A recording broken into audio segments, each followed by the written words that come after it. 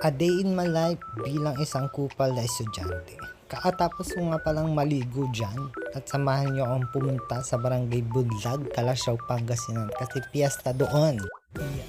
Ito mo nga pala, kinuha ko ni aking sarili para check ang aking itsura at mukhang inaantok pa ako dyan.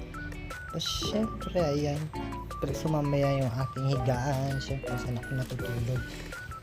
Ayan, pati aking maleta at pinlex ko pa talaga siya.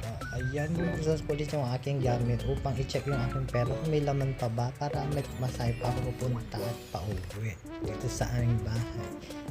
Ayan, pa siya 20 na lang meron.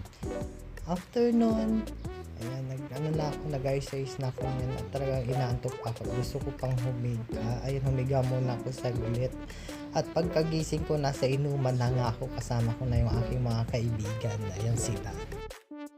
Ayan, kumakanta yung aking kaibigan. Ayan, yung iniinom na Alfonso. Maya-maya may makikita na kayo dyan na nagsisisayawan. Siyempre, ganyan talaga sa probinsya, masaya. Ayan yung mga nagsisisayawan kasi maganda yung kinakanta ng aking kaibigan. At napapasayaw na rin ako dyan. Tignan nyo nga naman.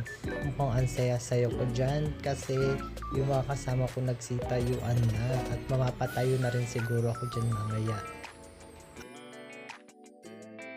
So yan, ang saya-saya namin dyan. Kasi mga lasing na kami at yung kaibigan ko tumayo na nga siya. Ayan siya, si Yumi. Ayan,